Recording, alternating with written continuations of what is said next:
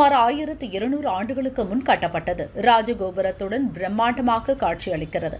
விஜயநகர பேரரசரின் மன்னன் வீர நரசிம்மா கிபி 1429 எழுச்சூர் உள்ளிட்ட சில கிராமங்களை காஞ்சி காமக்கோடி மடத்தை சேர்ந்த 54வது சங்கராச்சாரியாருக்கு தானமாக வழங்கினார்.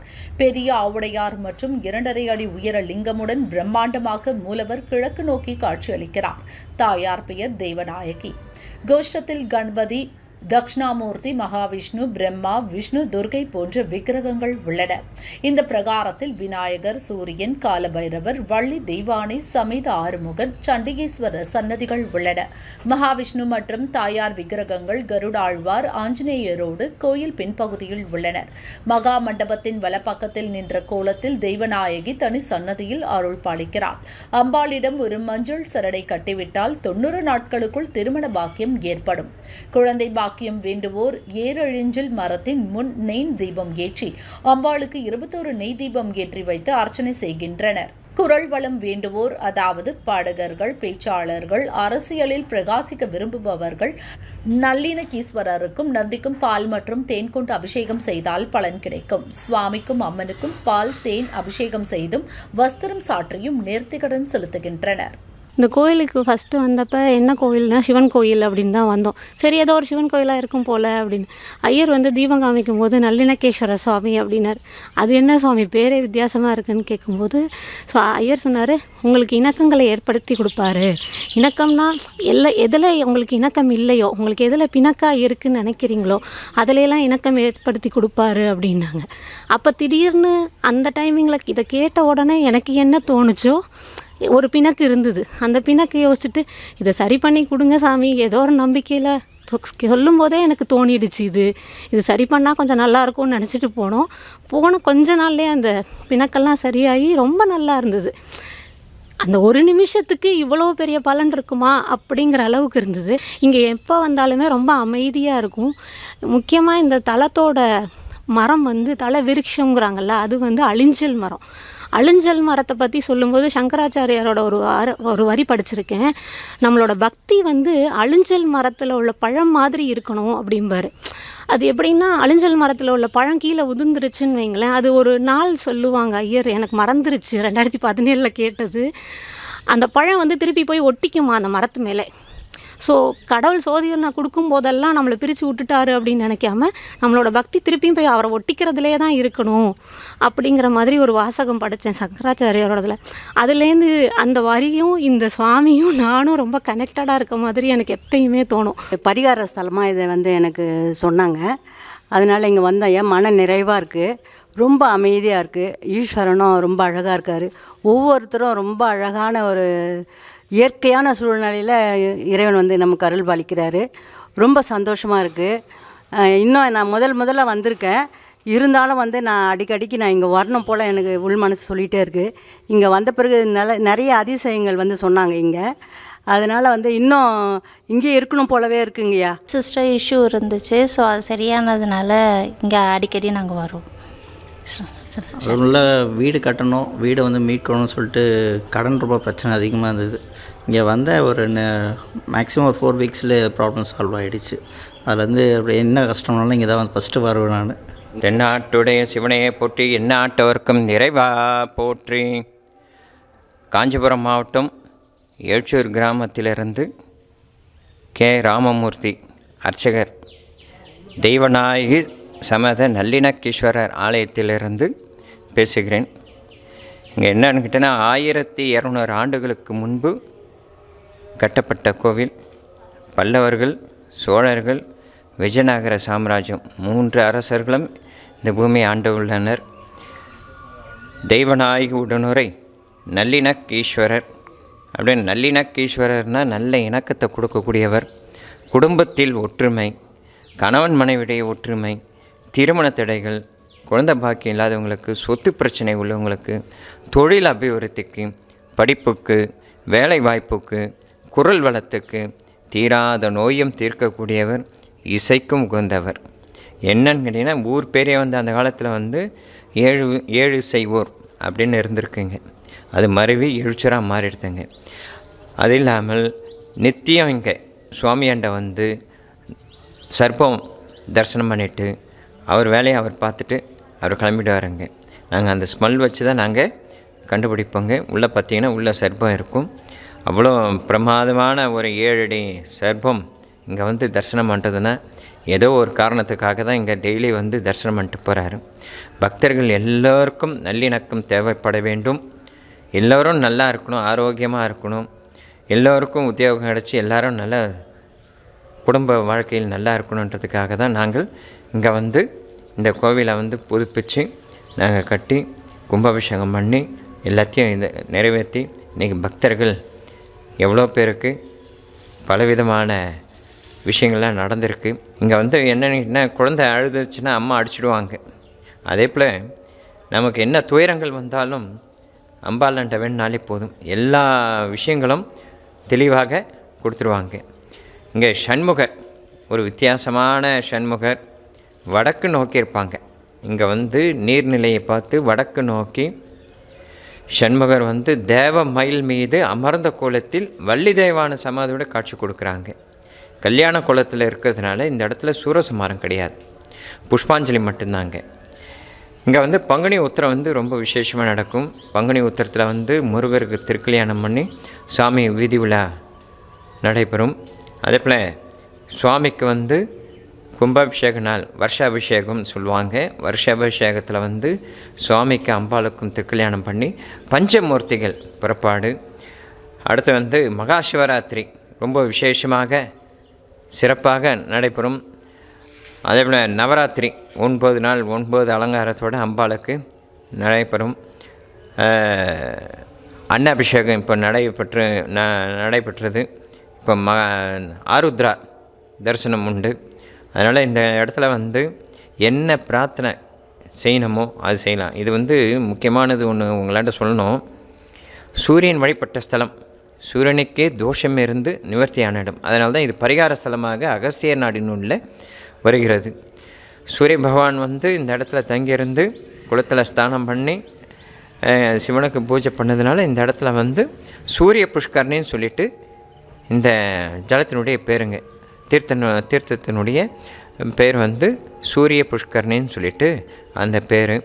சூரியனுடைய கதிர் வந்து மார்ச் மாதம் மகா சிவராத்திரிக்கு முன்பின் 27 நாள் உத்தராயணத்தில் வந்து சூரியனுடைய கதிர் வந்து சுவாமி மீது படும்.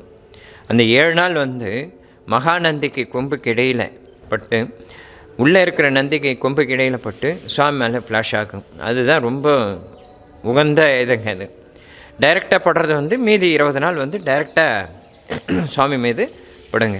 அதே போல் உத்தராயணத்தில் அது 27 நாள், தக்ஷாயணத்தில் வந்து 12 நாள் சுவாமி மேலே படுங்க. அதாவது 27 நட்சத்திரத்துக்கும் 12 ராசிக்கும் இந்த இடத்துல வந்து அந்த மாதிரி ரொம்ப விசேஷமான ஒரு இதுவை பார்க்கலாம் நம்ம. அதே போல் இங்கே கார்த்திகை தீபம் ரொம்ப விசேஷமாக நடைபெறும். சொக்கப்பானையெல்லாம் கொளுத்துவாங்க. அகண்டெல்லாம் வச்சு சுவாமி கோபுரத்துக்கு மேலே அகண்டம் வச்சு சுவாமி மேலே அம்பாள் மேலே முருகர் மேலே 3த்துக்கும் இது பண்ணிவிட்டு அதுக்கப்புறம் சொக்கப்பானம் கொளுத்திட்டு பக்தர்களுக்கு தரிசனம், சுவாமி தரிசனம் பார்த்துட்டு எல்லாமே இது பண்ணுவாங்க. அடுத்து வந்து இங்கே வந்து காஞ்சி காமக்கோடி பீடத்தினுடைய 54வது பீடாதிபதி வியாசாசில மகா தேவேந்திர சரஸ்வதி சாமிகளுடைய அதிஷ்டானம் உள்ளது. சித்தர்கள் இருக்காங்க. 5 ஸ்தல விருட்ச மரங்கள் இங்கே உள்ளது. ஒன்று வந்து ஏரழிஞ்சல்னு சொல்லுவாங்க. அது பழம் பழுத்து விதை கீழே விழுந்ததுன்னா திருப்பி மரத்துலேயே போய் ஒட்டிக்குங்க. அதுபோல் வில்வம் வந்து ரொம்ப விசேஷமானது. வில்வத்தில் வந்து பஞ்சபூதங்கள் அடங்கிருக்கிறதுனால வருடத்தில் 5 முறை உதிர்ந்து துளுக்கக்கூடிய வில்வம். அடுத்த கல்லால மரம், தக்ஷாமூர்த்தி தவம் இருக்கார் பார்த்திங்களா, அந்த மரம். அடுத்தது வந்து கன்னிமூல கணபதி இருக்காருங்க. கன்னிமூல கணபதிக்கு பின்புறத்தில் வந்து வன்னி மரம், அதிஷ்டானத்துக்கு பின்னாடி வந்து பெண் பனை மரம். இந்த 5 மரமும் இந்த இடத்துல வந்து ஸ்தல விருட்சமாக இருக்கிறது. காலபைரவர் வந்து இந்த இடத்துல வந்து மேற்கு நோக்கி இருப்பாங்க. ரொம்ப விசேஷமான இது. யாருக்கு என்ன பிரச்சனைகள் இருந்தாலும் எல்லாமே அந்த தேய்பிறை அஷ்டமியில் வந்து இந்த இடத்துல தீபம் போட்டு அர்ச்சனை பண்ணிக்கின்னு இங்கே இந்த கோவிலில் வந்து முக்கியமானது ஒன்று சொல்ல விரும்புகிறோம். பரிகாரத்துக்கு வந்து ரொம்ப சிம்பிள் தான். தீபம் போடணும், அர்ச்சனை பண்ணிக்கணும். அவ்வளோதாங்க, வேறு எதுவுமே கிடையாது. நாங்கள் சொல்லுவோம் இந்த இத்தனை நாள் வாங்கன்னு சொல்லிட்டு இத்தனை பிரதோஷம் வாங்கணும். அதே போல் வந்து தீபம் போட்டால் போதுங்க. திருமண தடைகள், குழந்தை பாக்கியம் இல்லாதவங்களுக்கு, சொத்து பிரச்சனை உள்ளவங்களுக்கு எல்லாத்துக்குமேங்க தீபந்தான், அர்ச்சனை தான், வேறு எதுவுமே கிடையாது. அதனால் இந்த இடத்துல வந்து நல்லிணக்கீஸ்வரர் நல்ல மனசார பிரார்த்தனை செய்து நமக்கு என்ன தேவையோ அது மட்டும் வேண்டிட்டா போதும். எனக்கு இது வேணும், அது வாங்கணும், இது வாங்கணும்லாம் நம்ம சொல்ல வேண்டிய வேலையே கிடையாது. உடல் ஆரோக்கியத்தையும் நல்ல எண்ணத்தையும் கொடுத்தால் போதும், ஆட்டோமேட்டிக்காக எல்லா செல்வங்களும் நம்ம தேடி வரும். அதனால் நந்தியம்பெருமான் இங்கே மகாநந்தி இருக்கார். அவர் வந்து ரொம்ப விசேஷமான ஒரு நந்தி. இவர் வந்து ஆபரணங்கள் பார்த்திங்கன்னா ருத்ராட்சம், சங்கிலி, சலங்கை, மணி, இந்த 4 ஆபரணமும் இருக்கும். ருத்ராட்சம் வந்து சிவனுக்குரியது, சங்கிலி வந்து நந்திக்குரியது, சலங்கை அம்பாளுக்குரியது, மணி வந்து அரிகரனுக்குரியது. இந்த அரிகரணம் அதாவது சிவனம் அரியும் ஒன்றுன்றதுக்காக தான் அந்த மணியினுடைய இதுவை கொடுத்துருக்காங்க. இங்கே வந்து ஒரு காலை வணங்கி, ஒரு காலை மடக்கி, ஒரு காலை வணங்கி, எந்நேரமும் காயத்ரி மந்திரத்தையும் பஞ்சாட்சர மந்திரத்தையும் சொல்கிற மாதிரி வடிவமைப்புங்க. இவர் வந்து பிராணாயாம குலத்தில் இருக்கார். நாக்கு வந்து வலது நாசி தொடுங்க, மூக்கணாங்கயிறு இருக்குங்க, காது பார்த்திங்கன்னா ஷார்ப்பான காது, கொம்பு பார்த்திங்கன்னா மொட்டை கொம்பு, அந்த வலதுபுறம் பின்புறம் காலை வந்து மடக்கி தெற்கு பக்கமாக 3 பாதமும் தெரியுங்க. ஃப்ரண்ட்டு பாதம் 2 பேக் பாதமும் தெரியும். வாலும் மடக்கி வச்சுருப்பாங்க, மேலே வஸ்திரம்லாம் போட்டிருப்பாங்க. நந்தி வந்து சாமிக்கு வலதுபுறம் வந்து லைட்டாக திரும்பி இருக்குங்க. நந்தினுடைய பல் வரிசைகள் நல்லா க்ளீனாக தெரியும். நாக்கு பார்த்திங்கன்னா வலது நாசி தொட்டு இருக்கும், எல்லாமே இருக்குங்க, நெத்தி சுட்டி இருக்கும், எல்லாமே இருக்கும். இது வந்து ஒரு அற்புதமான ஒரு நந்தி. நம்ம இறைவனாண்ட வேண்டதும் ஒன்று தான், நந்தி ஆண்டம் வேண்டனாலும் ஒன்று தான். எல்லாமே வந்து முதல்ல நம்ம கோவிலில் வந்து எப்படி இது பண்ணணுன்னு கேட்டிங்கன்னா, முதல்ல நந்தி தரிசனம் பண்ணிவிட்டு கொடிமரம் இருந்தால் கொடிமரம், இல்லைன்னா விநாயகர், அடுத்தது நந்தி, அப்புறம் கோயில் பிரகாரத்தை முடிச்சுட்டு தான் கோயிலுக்குள்ளவே வரணும். அதுக்கப்புறமா தான் எல்லா சுவாமியும் நம்ம பார்க்கணுங்க. இதை வந்து நம்ம கடைப்பிடிக்கணும்.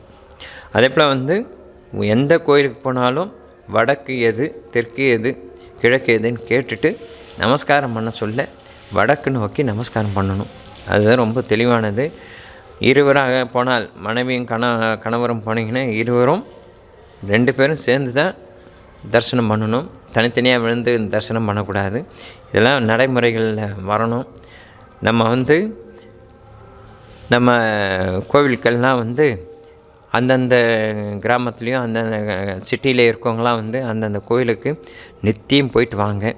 போயிட்டு நமக்கு ஆரோக்கியமாக இருக்கணும், எல்லோரும் நல்லா இருக்கணும், நாட்டு மக்கள் எல்லோரும் நல்லா இருக்கணும், நம்ம இந்த பூமி நல்லா இருக்கணும், செழிப்பாக எல்லாமே வளரணும் அப்படின்னு சொல்லிட்டு ஒரு பிரார்த்தனை வச்சுங்க. நமக்கும் இறைவன் அருள் புரிவார், மற்றவங்களுக்கும் நல்ல எண்ணங்களை கொடுத்துருவார். எல்லோரும் நல்லா இருக்கணுன்றதை பிரார்த்தனை செய்து நம்ம முடிச்சுடுவோம், இந்த பேட்டியை முடிப்போம். அரகரம் நம பார்வதி பதையேம், அரகர மகாதேவா, தென்னாட்டுடைய சிவனையை போற்றி, எந்நாட்டவருக்கும் இறைவா போற்றி போற்றி. நீங்கள் சென்னையிலேருந்து வர்றதுன்னா தாம்பரம், படப்பை, ஒரகடம் சிப்காட், ஒரகடம் சிப்காட்லேருந்து 5வது கிலோமீட்டர் எழுச்சூர், ஒரகடம் சிப்காட்லேருந்து 2.5 கிலோமீட்டர் வந்தீங்கன்னா எழுச்சூர் கூட்ரோடு வரும். அதுலேருந்து லெஃப்ட்டில் கட் பண்ணிங்கன்னா 2.5 கிலோமீட்டர் வந்தீங்கன்னா எழுச்சூர் சிவன் கோயில் எங்கே இருக்குதுன்னு கேட்டிங்கன்னா சொல்லிவிடுவாங்க. ஃபுல் நேம் கேட்டால் யாருக்கும் தெரியாது. எழுச்சூர் சிவன் கோயில்னு கேட்டிங்கன்னா நீங்கள் எங்கே வேணாலும் சொல்லிவிடுவாங்க. அது கேட்டு நீங்கள் வந்துடலாம். எழுச்சூருக்கு அந்த தாம்பரத்துலேருந்து வருதுன்னா எழுச்சூருக்கு ஸ்ட்ரெயிட் பஸ் இருக்குது, டைமிங்க்கு தான் இருக்குது பஸ். அது அங்கே டெப்போவில் கேட்டாலே சொல்லிடுவாங்க தாம்பரத்தில். அதே போல் 579 தாம்பரம் டு வாலாஜாபாத் போகுங்க. அந்த பஸ்ஸில் ஏறி எழுச்சூர் கூட்ரோட்லேயே இல்லைன்னா ஒரகடம் கூட்ரோட்டில் இறங்கிட்டீங்கன்னா அங்கே அந்த ஆட்டோ இருக்குது, ஆட்டோ பிடிச்சி வந்தேன். ஷேர் ஆட்டோ இருக்குது, சாதாரண ஆட்டோ இருக்குது, அதை பிடிச்சி வந்துடலாம். 79 அதுலேயும் வந்துடலாம். 583 ஸ்ரீபெரும்புதூர் போகிற வண்டி இருக்குங்க, அதுலேயும் வந்து இறங்கி உரகடம் வந்துட்டிங்கன்னா உரகடத்துலேருந்து நிறைய ஆட்டோலாம் இருக்குது, ஷேர் ஆட்டோ இதெல்லாம் இருக்குது, அதில் பிடிச்சி வந்துடலாம். எழுச்சூர் கூட்ரோட்டில் இறங்கினா எழுச்சூர் கூட்டூர்லேருந்து ஆட்டோ இருக்குது, அதுலேயே வந்துடலாம். எப்படியும் உங்களுக்கு சௌகரியமோ அதே போல் வரலாம். இறைவனை தரிசனம் பண்ணுவதற்கு அனைத்து மக்களும் இந்த கோயிலுக்கு வந்து நல்லிணக்கமாக இருக்கணுன்றதுக்காக பிரார்த்தனை பண்ணிப்போம்.